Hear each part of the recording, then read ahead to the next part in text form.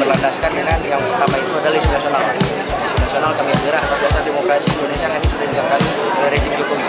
Tuntutan kami hari ini adalah dari berbagai LSM, kampus, dan juga NGO itu ada 4. Yang pertama, menuntut KPU untuk memakai putusan MK nomor 60 dan 70. Yang kedua, kami menolak secara tegas dan mengawal untuk keputusan revisi Undang-Undang Pilkada ini tidak dilaksanakan.